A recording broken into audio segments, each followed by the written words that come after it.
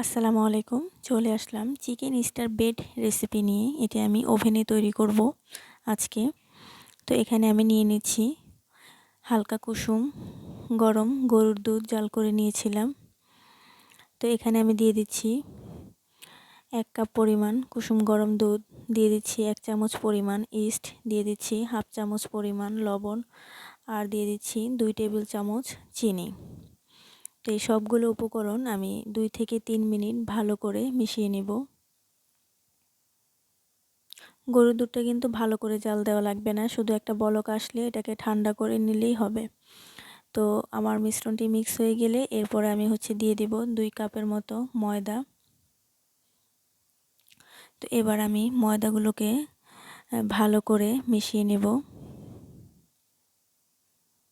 তো দেখতে পাচ্ছি এই পর্যায়ে কিন্তু একটু আঠালো আঠালো হয়ে যাবে মাখতে মাখতে। তো এই পর্যায়ে আমি চামচটা উঠিয়ে হাত দিয়ে মাখবো। অবশ্যই হাত দিয়ে মাখানোর চেষ্টা করবেন। তো এই পর্যায়ে হাতে একটু লেগে আসবে, ঠিক সেই সময় অল্প পরিমাণ সয়াবিন তেল নিয়ে আমি এটাকে আবারও ভালো করে মিক্স করে নিব। তো এভাবে ভালো করে মিক্স করে নেবেন অবশ্যই, যাতে কোনো দলা পেকে না থাকে। তো যখন আবারও দেখবেন যে মাখতে মাখতে হাতে লেগে আসছে, ঠিক সেই পর্যায়ে আবারও খানিকটা তেল নিয়ে এটাকে ভালো করে 10 থেকে 15 মিনিট আবারও মাখিয়ে নিব। তো দেখবেন এক পর্যায়ে কিন্তু আর হাতে লেগে আসবে না, এরকম হয়ে যাবে। তো খুবই ভালো করে এটাকে মথে নেবেন। তো এই পর্যায়ে আমি আবারও একটু তেল নিয়ে এটাকে আমি ভালো মতো মথে নিব। আবারও 10 থেকে 15 মিনিট ভালো করে মথে নেব। এটা যত মথবেন ভালো হবে, ঠিক ততই কিন্তু রুটিটা সফট হবে। তো এই পর্যায়ে আমি এটাকে সমান করে রেখে এর উপরে আমি অল্প পরিমাণ তেল দিয়ে দিব। তো এবার আপনারা চাইলে এটিকে র্যাপিং পেপার দিয়ে চুলার একটি সাইডে তাপমাত্রায় রেখে দিতে পারেন বা রোদে, যে যেভাবে রাখেন। তো আমি এখানে আজকে খুবই সহজ একটি পদ্ধতিতে রাখবো, সেটা হচ্ছে পানি গরম করে তার মধ্যে আমি বাটিটা রেখে দিয়ে এবার একটি প্লেট দিয়ে ঢাকনা দিয়ে এর উপরে আমি একটি শিল রেখে দিব জাতা দিয়ে। তো এই পর্যায়ে আমি চলে যাব পুর তৈরি করতে। তো এখানে আমি পুর তৈরি করার জন্য নিয়ে নিচ্ছি 2 থেকে 3 টেবিল চামচ পরিমাণ তেল, দিয়ে দিচ্ছি 1 কাপ পরিমাণ পেঁয়াজ কুচি। অবশ্যই পেঁয়াজ কুচিটা একটু বেশি দিবেন। তো এখানে আমি পেঁয়াজ কুচিটা হালকা একটু ভাজা হয়ে গেলেই কিন্তু আমি এখানে দিয়ে দিব পরিমাণ মতো লবণ। তো লবণটাও দিয়ে আমি পেঁয়াজটার সাথে ভালো করে মিশিয়ে নিব। কোনো কর্মে কিন্তু লাল ব্রাউন করা যাবে। পর্যায়ে আমি দিয়ে দিচ্ছি 1 চামচ মরিচের গুঁড়ো, 1 চা চামচ আদা রসুন বাটা আর দিয়ে দিচ্ছি 1 চা চামচ ধনিয়া গুঁড়া আর 1 চা চামচ জিরার গুঁড়ো। দিয়ে আমি এটাকে হালকা একটু ভেজে নিয়ে এর মধ্যে দিয়ে দেব চিকেন। তো আমি আগে থেকেই চিকেনটাকে একটু আদা রসুন বাটা আর একটু তেল দিয়ে সিদ্ধ করে নিয়ে কাঁটা চামচের সাহায্যে আমি এটাকে ভালো করে চিকন চিকন করে চিড়ে নিয়েছিলাম। তো এবার আমি দিয়ে দিচ্ছি গাজর কুচি 1 কাপের মতো। তো অবশ্যই এখানে আপনারা গাজর কুচিটাই ব্যবহার করার চেষ্টা করবেন, কারণ গাজরটা দিলে এই খাবারটার স্বাদটা অন্যরকম একটি স্বাদে পরিণত হয়। তো আসলে আমি এই মিশ্রণগুলো দিয়ে আমি এখানে ভালো করে নাড়াচাড়া দিয়ে দিব। এরপরে দিয়ে দিব আমি 1 চামচ পরিমাণ কর্নফ্লাওয়ার। তো আমি 1 চামচ পরিমাণ কর্নফ্লাওয়ার দিয়েছি, আপনারা চাইলে এখানে 1 চামচ পরিমাণ ময়দাও দিতে পারেন। তো আমি দিয়ে কিন্তু সাথে সাথে অবশ্যই নাড়াচাড়া দিয়ে দিবেন, না হলে কিন্তু দলা পেকে যাবে। তো আমি ভালো করে নাড়াচাড়া দিয়ে এর মধ্যে দিয়ে দিচ্ছি আমি আগে থেকে জাল করা 1/2 কাপ দুধ, দিয়ে দিচ্ছি 1 চামচ পরিমাণ সয়া সস, দিয়ে দিচ্ছি কালো গোলমরিচের গুঁড়ো 1/2 চা চামচ। তো দিয়ে আমি এবার এটাকে ভালো করে নাড়াচাড়া দিয়ে দিব। তো দেখবেন এক পর্যায়ে কিন্তু কড়াইতে আর লেগে আসবে না, অনেকটা ঘন হয়ে যাবে। ঠিক এই পর্যায়ে আমি দিয়ে দিব 2 থেকে 3 টেবিল চামচ পরিমাণ সস। তো দিয়ে এর মধ্যে আমি দিয়ে দিব 2 টেবিল চামচ পরিমাণ 2 টেবিল চামচ পরিমাণ মেয়োনেজ দিয়ে দিব। তো দিয়ে এবার আমি এই সবগুলো উপকরণ একসাথে ভালো করে মিশিয়ে নিব।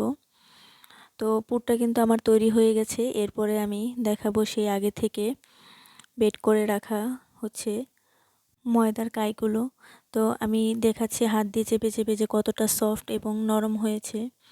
তো আমার কিন্তু এটা কিন্তু পুরোপুরি হয়ে গেছে। তো আমি একটি জায়গাতে নিয়ে এটাকে ভালো করে হাত দিয়ে দেখতে পাচ্ছেন কি সুন্দর করে একদম মথে মথে নিচ্ছি। তো আপনারাও এভাবে রেখে অবশ্যই ভালো করে মথে নেবেন। তো এ পর্যায়ে আমি মথে নিয়ে এটাকে আমি 2টি টুকরা করব। একটি টুকরা বড় আর একটি টুকরা আমি ছোট করব। আপনারা চাইলে সমান করেও নিতে পারেন। তো নিয়ে আমি এটাকে ভালো করে একটু মথেই এটাকে আমি রুটির আকৃতির করে নেব, গোল করে নিব। তো দুইটি কিন্তু আমি ভালো করে নিয়ে নিয়েছি। তো এই পর্যায়ে আমি একটু ময়দা উপরে দিয়ে এটাকে রুটির মতন করে বেলে নিব। তো এটা কিন্তু চেপে চেপে আসবে। তো আপনারা অবশ্যই এটাকে ভালো করে কিন্তু বেলবেন।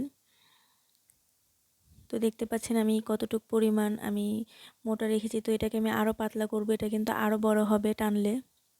তো এই পর্যায়ে আর আমি বেলবো না। এবার হচ্ছে আমি ওভেনে যেই পাত্রটি দিব সেই পাত্রটির মধ্যে আমি আগে একটি রুটি দিয়ে দিচ্ছি। তো অবশ্যই এভাবে টানলে কিন্তু দেখবেন যে রুটিটা বড় হচ্ছে। তো এই পর্যায়ে আমি গোল করে যে যেরকম সাইজ করতে চান বা ডিজাইন করতে চান সেরকম করে নিয়ে নেবেন। তো আমি গোল করে নিয়েছি আর দেখতে পাচ্ছেন যে কতটুকু মানে মোটা করেছি। তো এইভাবে আমি চেপে চেপে সুন্দর করে চারপাশটা আমি গোল করে নিচ্ছি। তো গোল করা নেওয়া হয়ে গেলে এই পর্যায়ে আমি দিয়ে দিব সেই আগে থেকে তৈরি করে রাখা পুরগুলো। তো আমি সবগুলো পুর রুটির চারপাশে সুন্দর করে আমি বিছিয়ে দিব।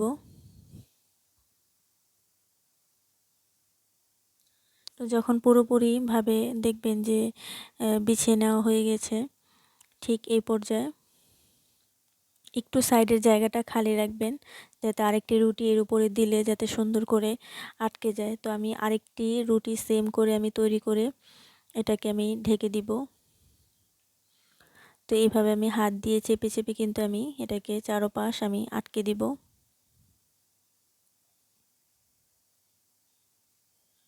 তো এইভাবে চারপাশ আটকে দেখতে পাচ্ছ তোমরা যে কতটা সুন্দর গোল হয়ে গিয়েছে। তো আমি এখানে একটি ডিজাইন করব, সেই ক্ষেত্রে একটি আঙুল দিয়ে চাপ দিয়ে মাঝখানে একটি চিহ্ন করে দিব।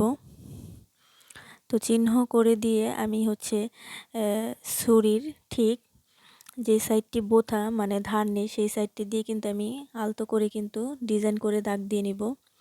তো এই পর্যায়ে আমি দেখতে পাচ্ছ কি সুন্দর একটি ডিজাইন করব চেপে চেপে। অবশ্যই কিন্তু ধার পাশটা নেওয়া যাবে না, ছুরির উল্টো পাশটা দিয়ে এই ডিজাইনটি করার চেষ্টা করবেন।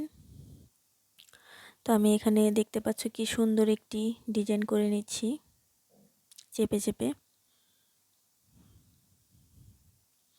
তো যখন ডিজাইনটি করা হয়ে যাবে ঠিক সেই পর্যায়ে হচ্ছে ডিমের কুসুম আমি একটি বাটিতে নিয়ে নিয়েছি। তো একটি কুসুম নিয়ে আমি হচ্ছে পুরো রুটির উপরে কিন্তু আমি এই কুসুমটা অ্যাপ্লাই করে দিব। তো পুরো রুটিতে যখন কুসুমটি অ্যাপ্লাই হয়ে যাবে ঠিক সেই পর্যায়ে আমি দিয়ে দিব সাদা তিল। তো সাদা তিলটা দিয়ে আমি এখানে ওভেনে চলে যাব বসানোর জন্য। তো আমি এখানে 180 টেম্পারেচারে গরম দিয়েছি আর হচ্ছে সময় দিয়ে দিব ঠিক 20 মিনিট। 20 মিনিটের মধ্যে কিন্তু আমার রুটিটি তৈরি হয়ে যাবে। তো আমি এবার এটাকে ওভেনে দিয়ে দিচ্ছি। তো ওভেনে দিয়ে আমি ঢাকনাটা বন্ধ করে দিচ্ছি।